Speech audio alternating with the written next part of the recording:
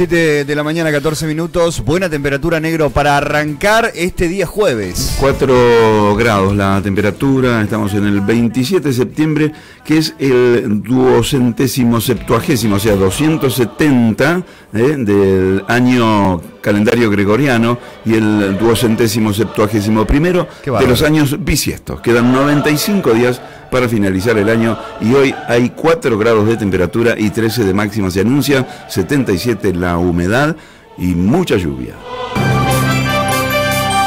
Duhov anunció el nuevo acuerdo con el Fondo Monetario Internacional y fue la noticia del día de ayer. Hubo conferencia de prensa y anuncios. Por proteger a partir no afecte. A ver, algún fragmento. Dilapidaba. Acordaron un nuevo préstamo de 7.000 millones. Duhov y Lagarde anunciaron este acuerdo ayer en directo desde Nueva York y bueno, distintos analistas fueron y pasearon después por los medios contando qué significa y cómo se traslada esto, no solamente al dólar, sino a la economía. Ahora cuando me cargue le voy pasando distintas... Bueno, de todas maneras lo que queda ahora todo este hálito de análisis de los grandes analistas del sistema económico, las posiciones de los distintos sectores y que hablan de una banda de flotación para el dólar, que 5 pasos dicen que, por ejemplo, Infobae explica exactamente este nuevo experimento del Central, porque lo toman así a esto que ha sido un acuerdo con el Fondo Monetario Internacional y este esquema que intenta minimizar las ventas de las reservas del Banco Central. El que habló fue quien está a cargo del Banco Central. % mensual. El objetivo principal, indicó, es la inflación, así lo decía Guido Sandleris ayer en conferencia de prensa. Y nosotros, como Banco Central, estamos muy cómodos con el nivel que tiene el tipo de cambio en la actualidad. Por eso, fíjate que está muy cerca de lo que sería el centro de ese rango que mencionaba. Creo que Argentina ha experimentado en los últimos... Entre 34 y 44 sería la flotación sin intervención del Banco Central, la cotización del dólar para adelante. Está el presupuesto también dando vuelta entre los temas que se analizaron ayer. Frigerio esto decía. Un hecho bastante inédito, a mi juicio, en la historia reciente, por lo menos, de la política argentina, que es un... casi absoluta coincidencia respecto a que este presupuesto tiene que tener equilibrio entre lo que ingresa en el Estado y lo que se gasta. Parte de lo que decía Rogelio Frigerio. Estuvo Elisa Carrió también, negro, ayer dando vuelta por, espérame a ver si lo tengo por acá a mano, hablando un poco de todo. Lo que fue muy claro, es muy clara, es en hablar cuánto le va a reflejar a la gente la parte económica y habló de marzo del año que viene. Estoy hablando solo del PJ. Parte de lo que dijo en 29 minutos de entrevista, ¿dónde estaban los jueces cuando denunciamos a los corruptos? Creían el 80% que el matrimonio Kirchner era honesto. Acá hay una complicidad por silencio que no se puede volver a repetir. Así que, por un lado, hay que investigar la corrupción anterior, sacar la ley, y si no, a través de otro instrumento de recuperación de lo robado, y en segundo lugar estar atentos permanentemente a que no se cometa ningún delito por este gobierno, ni nacional ni de las provincias. Parte de lo que decía, pasó de la A a la Z, Elisa Carrió ayer, como siempre, hizo muchísimo de autorreferencia para recordar todo lo que había dicho en sus momentos, porque si no parece, incluso hasta se autoflagela recordando frases de maltrato que le decían en distintos tramos de la entrevista que compartían a dos voces, que fue finalmente ganador del premio Martín Fierro de Oro para el cable. Bueno, en sintonía con el Banco Central, entonces, hoy la entidad compromete mantener el tipo de cambio dentro de una franja amplia. Se define para el arranque entre 34 y 44 pesos, una brecha que tiene un casi 30%, según explican los economistas, y además del piso y el techo fijado prácticamente a una distancia similar en relación al tipo de cambio mayorista. Ayer cerró 38,50.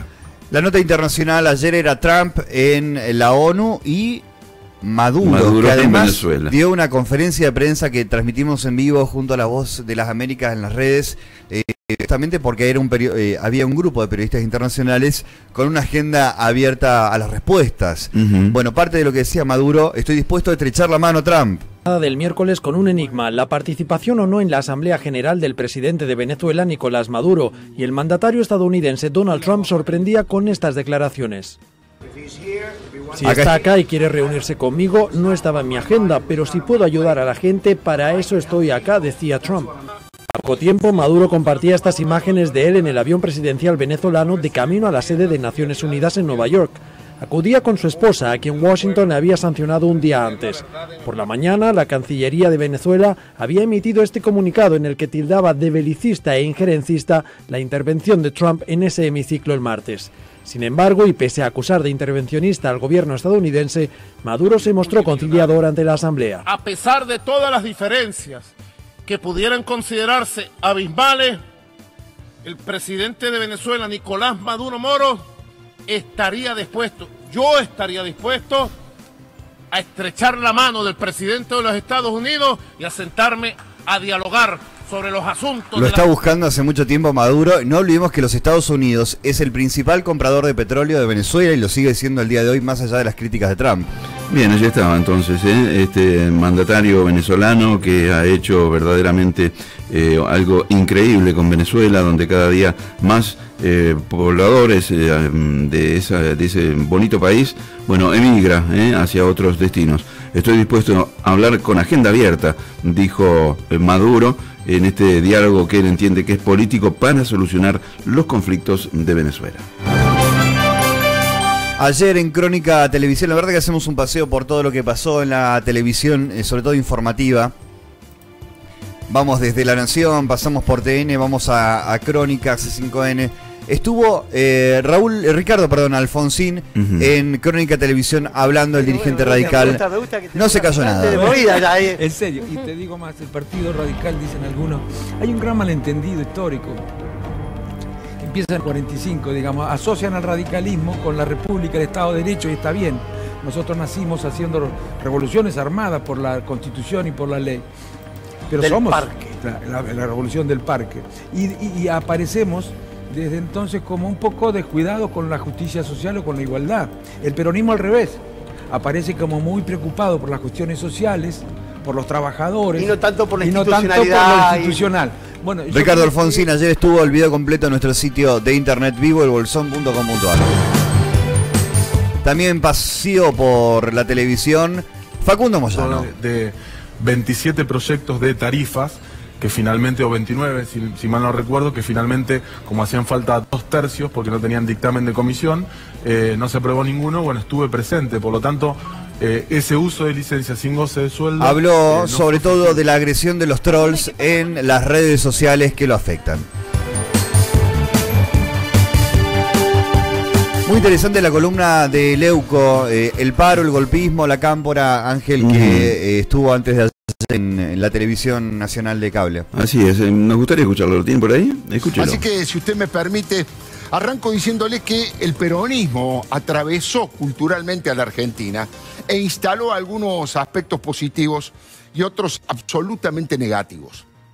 Niveles de autoritarismo corporativo y de corrupción estructural con muy pocos antecedentes. El mecanismo de la huelga general y el bloqueo de los accesos a la ciudad es muy raro que se produzca en el mundo. Solo se utilizan en situaciones de extrema gravedad. Por ejemplo, para frenar un golpe de Estado, pero no para fomentar un golpe de Estado. Mire, los sindicatos de Uruguay, los sindicatos de Chile, por ejemplo, son en su mayoría marxistas y no hacen paro a cada rato. No hacen paro a cada rato. Defienden, por supuesto, los intereses de sus trabajadores, que está muy bien y es lo que tienen que hacer, pero viven como sus trabajadores. Viven con austeridad y con honradez.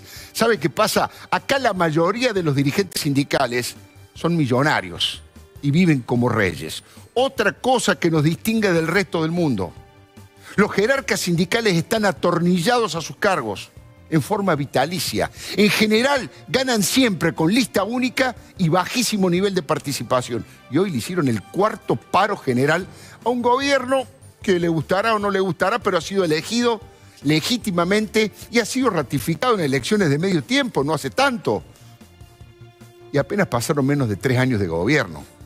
Además, hasta ahora no dijeron una sola palabra institucionalmente de la corrupción más grande del mundo que ha protagonizado Cristina y su banda, y tampoco han repudiado masivamente a sus colegas ladrones y presos como el Pata Medina, Marcelo Balcedo, José Pedraza o Juan José Zanola. Ahí estamos viendo algunos de estos personajes nefastos. La columna de Alfredo Leuco, durísima fue realmente. Impecable como siempre. Es muy crítico, pero aparte es una columna de 21 minutos que, como explicabas, Negro, va midiendo un poco la atención que logra en esto, cómo cautiva, ¿no?, con su relato, y prácticamente es el eje protagónico de su programa. Es interesante también poder interpretar lo que dice, ¿no?, cuando habla de que los gremios, en el caso de Uruguay, son marxistas. Recordemos que allí tiene mucho que ver el movimiento Tupamaro, que